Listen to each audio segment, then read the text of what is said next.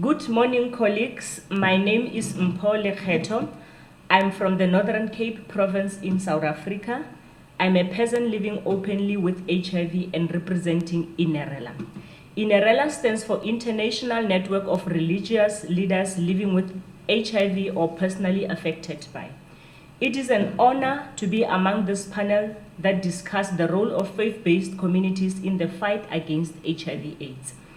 Maybe before everything else, let me say thank you to all the religious leaders here and out there in this, who are playing a very important role in the space of HIV prevention, treatment, care, and support.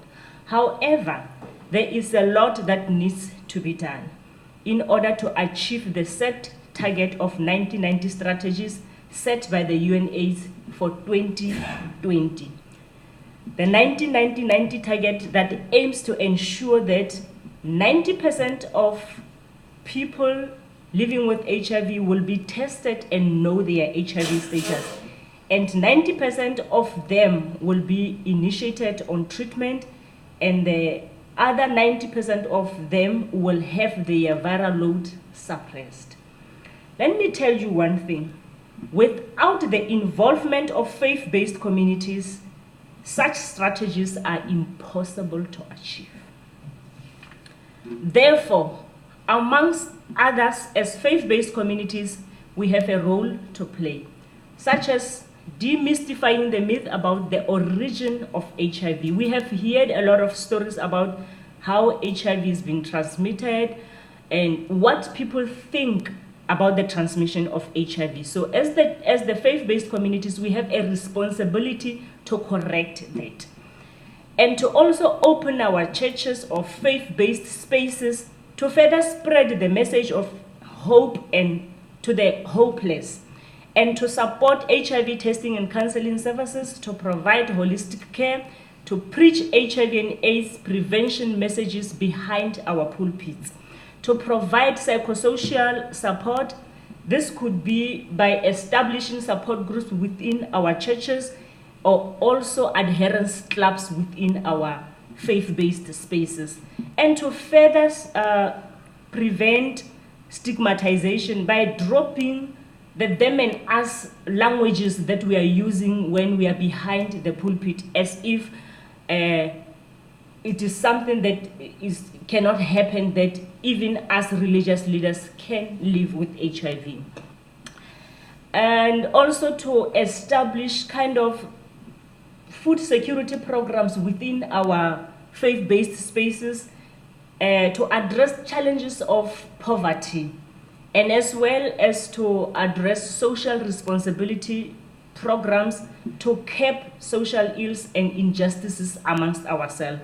Remember, we can never run away from the fact that after the service, we all go back to our respective homes to face gender-based violence, to face poverty, stress, school dropouts, stigma, domestic violences, alcohol abuse, and all these other things related to.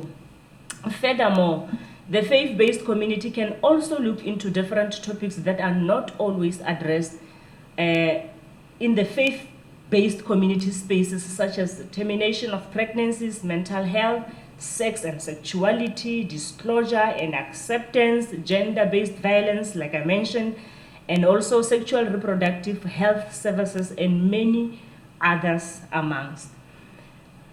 While we are doing this, we will be practicing the unconditional love that we are expected to display as religious leaders. And also, we will be creating a safe space for the society and our members to come up in terms of either disclosing their HIV status or their HIV-related issues that might need our attention, and everybody will fall under the space of being loved unconditionally. And that will all, and also we can do that as religious leaders because we have the power to influence. And as faith-based leaders, we have everything in our place. We do have churches that we can use as our venues. We are not like any other people that will say, before I have to set up this, I need a venue. We do have our churches readily available, and we can use our authority, which is the pulpit, to preach the correct message to our society and to further alleviate the stigma. As faith-based community leaders, we can also consider disclosing our very own HIV status, or to participate in public testing where the society or people will see us actually being on the queue and testing for HIV and at our mobile HTS services. Lastly, there is no place for judgment. Remember, when we reject or condemn people because they do not fit in our rule, we act against the guideline of God's conditional life. Ladies and gentlemen, with these few words, I would like to say thank you.